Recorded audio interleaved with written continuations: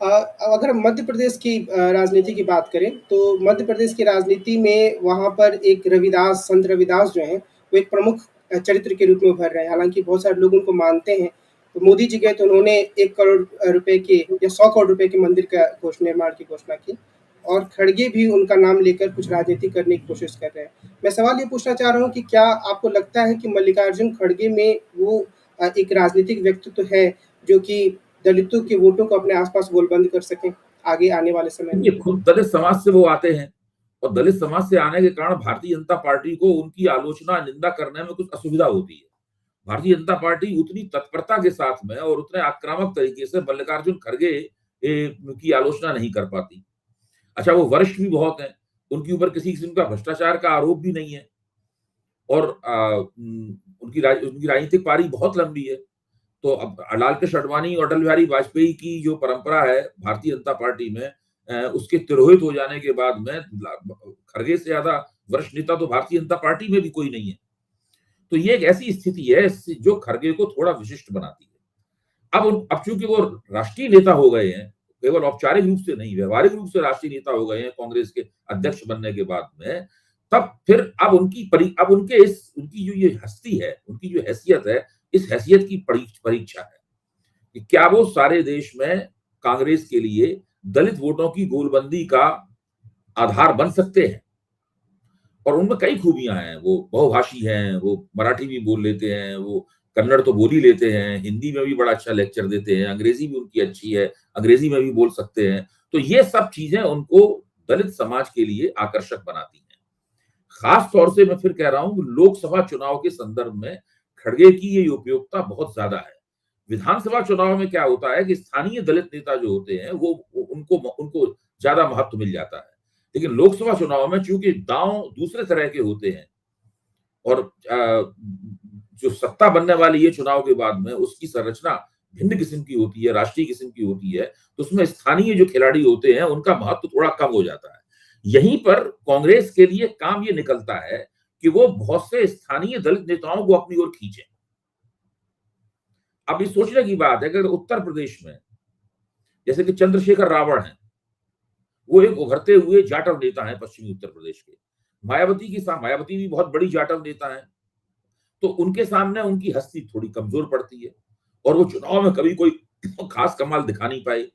एक आंदोलनकारी छवि है उनकी।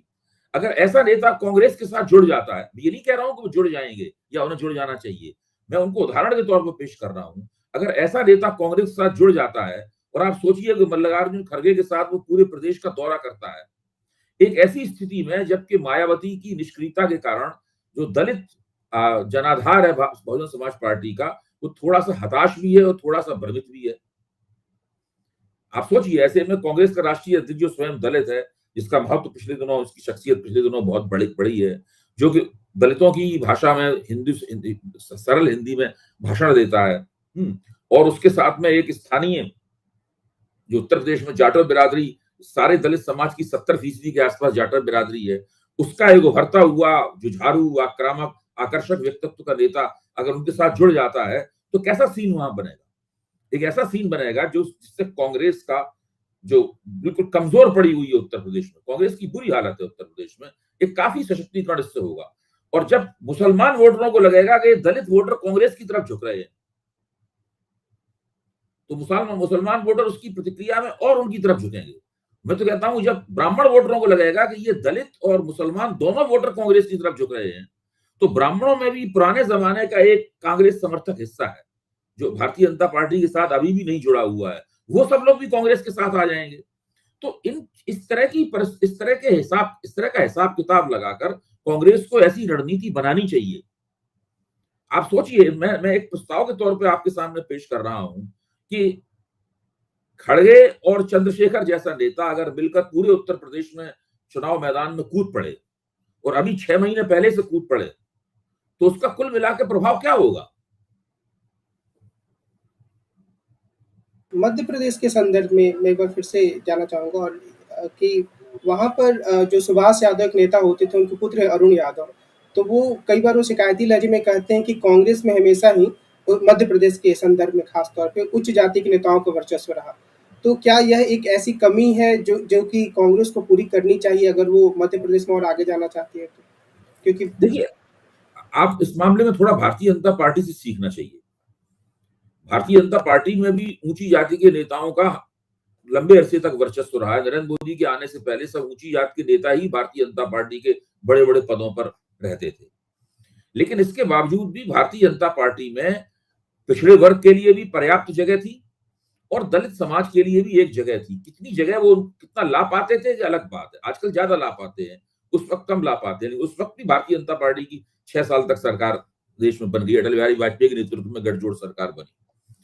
तो ने, नेता इस तरह का होना चाहिए जो किसी भी बिरादरी का हो तो बाकी लोगों को लगे कि इसकी बिरादरी महत्वपूर्ण नहीं है, इसका जो नेतृत्व कौशल है वो महत्वपूर्ण है। ऐसा ही नेता दरअसल किसी भी पार्टी का नेतृत्व कर पाता है, वरना क्या होता है कि वो एक जाति की पार्टी हो जाती है। अगर उस नेता अपनी बिरादरी को अपने गले में एक तमगे की तरह लटकाए हुए घूमता है, तब फिर वो एक बिरादरी की पार्टी हो जाती है, जैसे कि तथाकथित रूप से सामाजिक न्याय की कई पार्टियां हैं।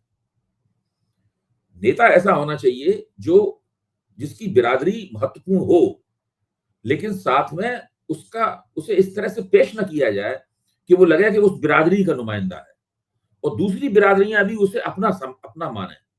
ऐसे नेता होते हैं। नरेंद्र मोदी इस तरह के नेता हैं। खुद वो गुजरात के एक बहुत ही छोटे तेली घाची समाज से आते हैं और हिंदुस्तान के जितनी भी द्विज जातियां हैं उनको बहुत पसंद करती हैं नरेंद्र मोदी को। नरेंद्र मोदी के बारे में आप ब्राह्मणों से, ठाकुरों से और वैश्यों से बात करें तो इस तरह बात करते हैं जैसे कि वो उन्हीं की बिरादरी के हैं। यहां तक कि आप पिछड़ी जातियों में कई हिस्सों से बात करें तो वो लोग कहेंगे कि मोदी जी उन्हीं की बिरादरियों को। कई इस बात करते में उनके अंदर इस तरह की भावना नहीं होती है कि मोदी जी पिछड़े समाज से आए हैं। तो ये ऐसा ही एक जमाने में जवाहरलाल नेहरू थे। उनके नाम के साथ पंडित लगता था, लोग कहते थे पंडित जवाहरलाल नेहरू, लेकिन हर तरह के लोग उनको अपना नेता मानते थे। गांधी जी खुद कहते थे कि मैं तो एक बनिया हूं, मेरा सौदा आजादी है, लेकिन हर बिरादरी का व्यक्ति उन्हें अपना नेता मानता था। तो जब तक नेता के अंदर ये क्वालिटी नहीं होगी तब तक वो ज्यादा से ज्यादा एक सेक्शनल लीडर बन के रह जाएगा। एक छोटी जाति का एक जाति का नेता बन के रह जाएगा और उसकी प्रगति वहीं अवरुद्ध हो जाएगी। तो अपनी जाति से परे जाना हर नेता के लिए जरूरी है अगर वो वास्तव में नेता बनना चाहता है। लेकिन वो अपने साथ में व्यवहारिक रूप से अपनी जाति में भी रहता है, तो अपनी जाति की नुमाइंदगी करते हुए भी वो बाकी और दूसरी जातियों की नुमाइंदगी कर पाए, ये योग्यता जब तक किसी व्यक्ति की नहीं होगी तब तक वो किसी बड़ी पार्टी का नेतृत्व नहीं कर सकता। एक जाति आधारित पार्टी का नेतृत्व अवश्य कर सकता है। लेकिन कई बार वो एक जाति की का जो आधार होता है, जैसे लालू प्रसाद यादव के पास यादव जाति का आधार हो, तो वो भी उन्हें राजनीति में आगे बढ़ाने में मदद कर सकता है। नहीं तो वो उन्हें टिकाए रख सकता है, लेकिन उसके आगे नहीं जा सकते वो। आप देखिए पिछले विधानसभा चुनाव में तेजस्वी यादव ने बड़ा अच्छा नेतृत्व किया अपनी चुनावी मुहिम का, मैं उसकी तारीफ करता हूं। हम सब लोग तो मान ही बैठे थे कि ये चुनाव जीत सकते हैं, लेकिन अंततः वो चुनाव जीतते जीतते रह गए। सबसे बड़े दल के रूप में उभर आए, लेकिन इसके आगे वो कुछ आगे नहीं जा पाए। आप उत्तर प्रदेश में देखिए, अखिलेश यादव ने यादव नेता और पिछड़े वर्ग के नेता के रूप में 2022 के चुनाव में एक प्रशंसनीय भूमिका निभाई, लेकिन वो और सबसे ज्यादा 32% से ज्यादा उन्हें वोट प्राप्त हुए, जो समाजवादी पार्टी के इतिहास में सबसे ज्यादा है, लेकिन उनकी 111 सीटें रह गई। भाई आखिरकार ऐसा क्यों होता है कि एक दूसरी पार्टी 40% 45% वोट अपनी तरफ खींच रही है?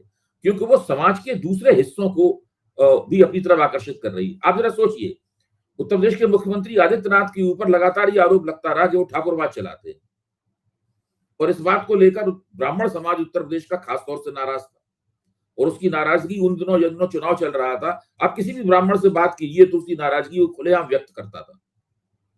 लेकिन अंततः उन सब ब्राह्मणों ने आदित्यनाथ के नेतृत्व को जानते हुए भी यही दोबारा मुख्यमंत्री बनेंगे, भारतीय जनता पार्टी को वोट दिया।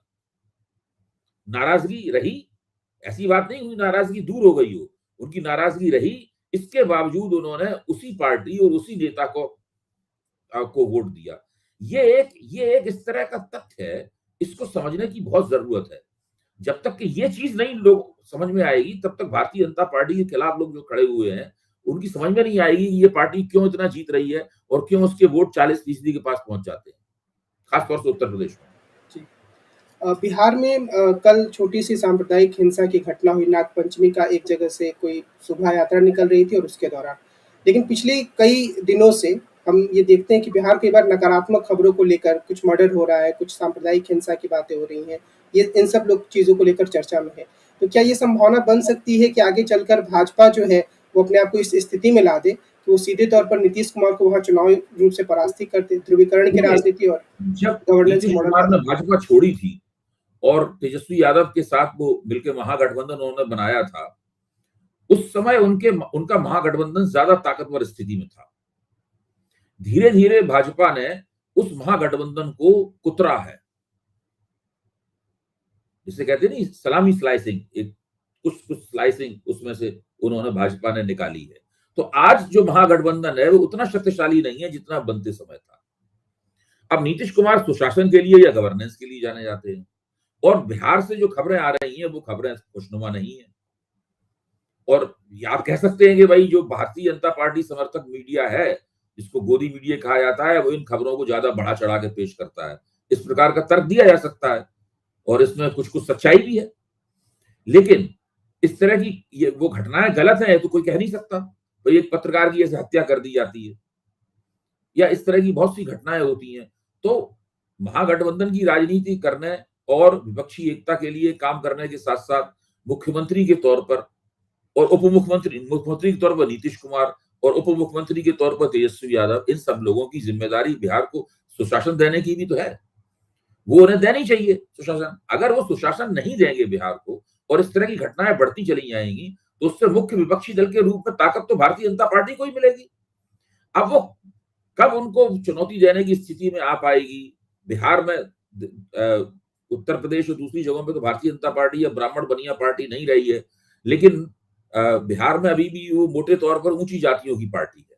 उसे कमजोर जातियों के साथ में गठजोड़ करने के लिए उनके नेताओं और उनकी पार्टियों को अपने साथ जोड़ना पड़ता है। तो भाजपा में इतनी शक्ति वहां पर उस तरह से नहीं है। तो धीरे-धीरे करके भाजपा की ताकत बढ़ेगी। ऐसा तो हो नहीं सकता कि उसकी ताकत एक जगह रुकी रहे। तो उस स्थिति में इन लोगों को चाहिए कि ये शासन प्रशासन पर भी ध्यान दें।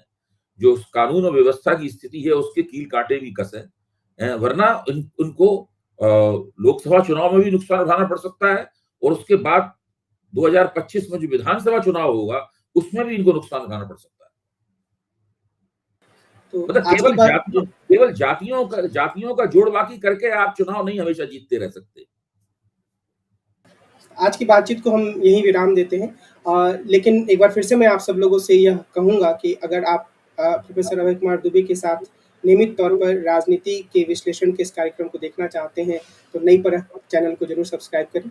और अभय सर, आज की बातचीत के लिए आपको बहुत-बहुत धन्यवाद। अब हम अगले दिन फिर मिलें और देश की राजनीति के बारे में बातचीत करेंगे। तब तक के लिए नमस्कार।